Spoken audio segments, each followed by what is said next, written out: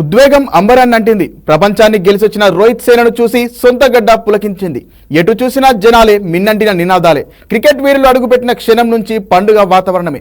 ప్రపంచ కప్ సాధించి స్వదేశంలో దిగిన భారత క్రికెట్ జట్టుకు అభిమానులు బ్రహ్మరథం పట్టారు. వారి సందడితో ముంబై తీర ప్రాంతమంతా వెలిగిపోయింది, అరుపులతో దద్దరిల్లింది. ఢిల్లీ నుంచి ముంబైలోని ఛత్రపతి శివాజీ మహారాజ్ విమానాశ్రయానికి వచ్చిన భారత జట్టుకు అడుగడుగునా అపూర్వ స్వాగతం లభించింది. ఎయిర్పోర్టు బయట అభిమానులు భారత జట్టును ఆహ్వానించారు. అక్కడి నుంచి నారిమన్ పాయింట్కు వచ్చిన టీమిండియా ఓ ప్రత్యేకమైన ఓపెన్ బస్సులో విజయయాత్రను షురూ చేసింది. ఈ యాత్ర సాగిన మెరైన్ డ్రైవ్ రోడ్డు జనసంద్రాన్ని తలపించింది. అభిమానులు తమ క్రికెట్ స్టార్లపై పూల వర్షం కురిపిస్తూ భారత్ మాతాకి జై, జయహో భారత్, వందే మాతరం లాంటి నినాదాలతో హోరెత్తించారు. రోహిత్ రోహిత్, కోహ్లీ కోహ్లీ అంటూ ఊగిపోయారు. అభిమానులకు అభివాదం చేస్తూ టీమిండియా ముందుకు కదిలింది. ఒకవైపు వర్షం, మరోవైపు పూల వర్షంతో భారత జట్టు తడిసిపోయింది. బస్సు పైన కూర్చున్న టీమిండియా ఆటగాళ్లు జాతీయ జెండా చేతబూని ముందుకు సాగారు. కప్ను ప్రదర్శిస్తూ అభిమానులకు అభివాదం చేస్తూ ఉత్సాహాన్ని నింపారు. ఒకవైపు వేలాది మంది అభిమానులు వెంటరాగా విజయోత్సవ ర్యాలీ సందడిగా సాగింది. పనిదినం కావడంతో కిలోమీటర్ల పొడవునా ట్రాఫిక్ స్తంభించిపోయింది.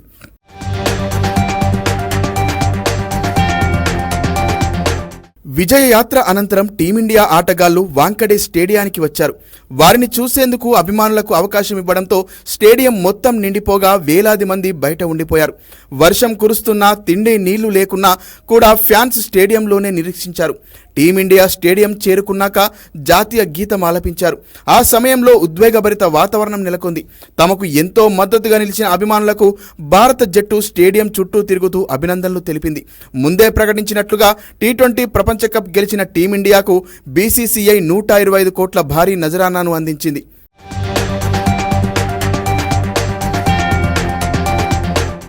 ప్రపంచ కప్ సాధించడంతో జట్టులోని సభ్యులమంతా ఉద్వేగానికి గురయ్యామని కోహ్లీ వివరించాడు.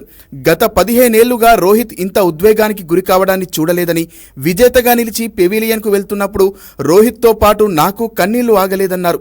2011 వన్డే ప్రపంచ కప్ గెలిచినప్పుడు సచిన్తో పాటు సీనియర్లు ఉద్వేగానికి గురైనప్పుడు నాకు అర్థం కాలేదు, కానీ ఈ అనుభవం ఇప్పుడు తెలుస్తోందని కోహ్లీ అన్నాడు. కాగా ఐపీఎల్లో రోహిత్ స్థానంలో ముంబై ఇండియన్స్ కెప్టెన్గా ఎన్నికై విఫలం కావడంతో అభిమానుల నుంచి హేళనలు ఎదుర్కొన్న హార్దిక్ పాండ్యాకు ఈసారి భిన్నమైన అనుభవం ఎదురైంది. ప్రపంచ కప్ విజయంలో కీలక పాత్ర పోషించిన అతడికి వాంకడే స్టేడియంలో అభిమానులు నీరాజనం పట్టారు. హార్దిక్కు మద్దతుగా ప్లకార్డులు ప్రదర్శించారు. అతడితో ఫోటో దిగడానికి ఎగబడ్డారు.